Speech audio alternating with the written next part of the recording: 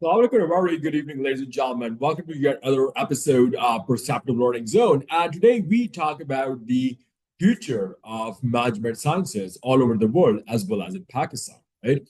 So, in the last class, we actually talked about we talked about the current trends in management science, right? Today, we discuss the future, right? So I would start by saying that the future of management, right? I mean, this is a topic, right? It is beyond a doubt, it is a topic of interest in the light of the transformation of management practices over the past century, the challenges that have been faced in recent years, as well as the anticipated changes in leadership roles, and not to mention the integration of technology in management practices, right? So, as organizations, while they continue to evolve, it is crucial to analyze as well as strategize the future of management in order to ensure effective leadership as well as operational success. Mhm.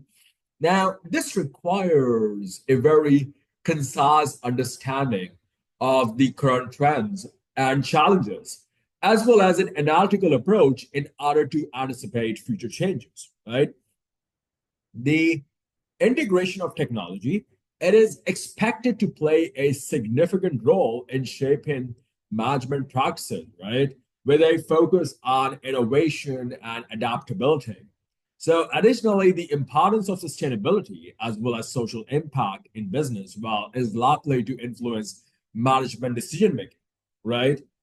So, in order to predict the future, right, we have to understand the evolution of management practices, right? So, the evolution of management practices, ladies and gentlemen, it basically involves a radical shift towards a more, I would say, towards a more holistic approach that considers various factors beyond short term goals, right? So, traditionally, management, well, what we see is that it focused primarily on achieving short-term goals as well as maximizing profits, right? However, with this rapidly changing business landscape, as well as the increase in the complexity of challenges that are being faced by organizations, right? There is a growing recognition of the need for a more comprehensive as well as a long-term perspective. So this shift towards a holistic approach, right? It involves considering factors like social, environmental, and ethical considerations, as well as the well-being of employees and other stakeholders, right? So organizations, well, they are realizing that sustainable success, it requires a strategic as well as an analytical mindset, right? Where decisions are made with a deep understanding of the interconnectedness of various elements in the business ecosystem, right? So this more comprehensive approach, I would say, to management practices, well, it aims to create value not just for shareholders, but also for society as a whole, right? What has been the impact of unprecedented times, and what will be the impact of these unprecedented times on the future of management science, right? So we know nowadays that organizations they are being faced with a myriad of social, environmental, health, as well as economic crises, right? And this it necessitates a continuous focus on addressing as well as resolving these challenges. Now, the impact of these unprecedented times on management has been significant, right? Organizations have had to shift their focus exclusively to the present, constantly putting out fires as well as adapting to simultaneous crises. Now, the ordinary frustrations as well as the challenges of everyday life, they have aggregated, they have compounded the already existing challenges that are being faced by organizations. So, in order to navigate these turbulent times, management must adopt an analytical as well as a strategic approach, right? They must proactively identify and address the root causes of these crises.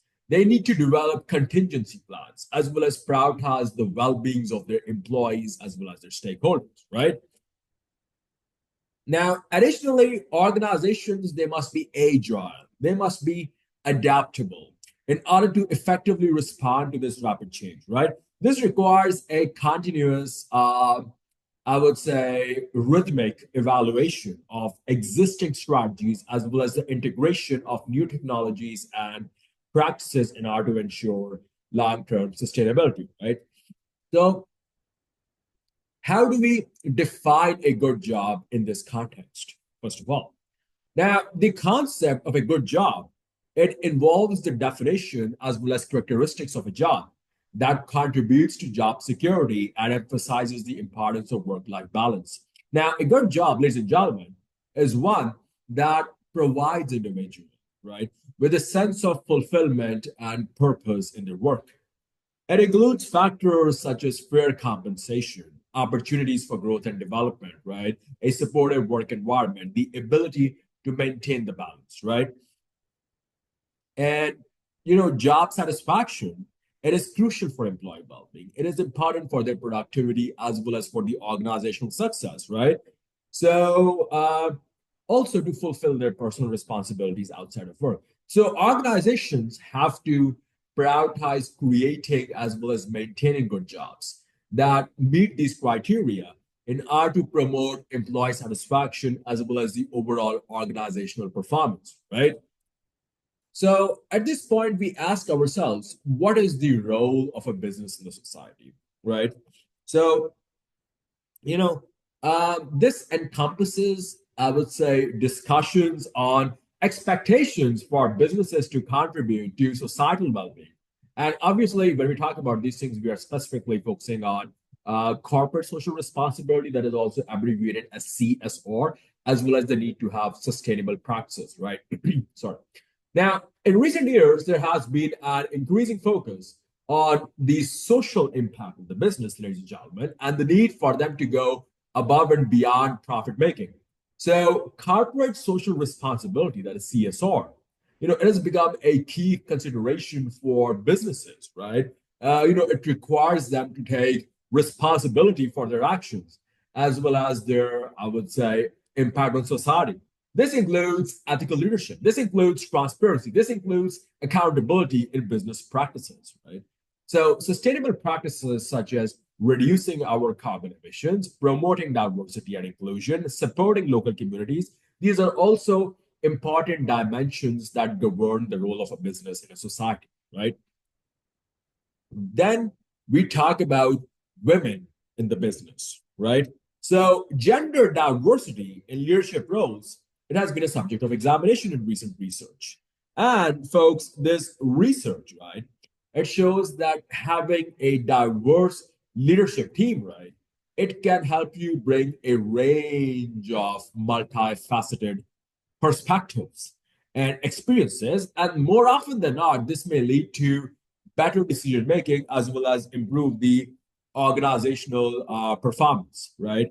However, here's the catch, right? That despite progress in recent years, there is still a significant underrepresentation, right, of women in leadership positions, right? And there are many factors to which we can attribute this phenomena to, right?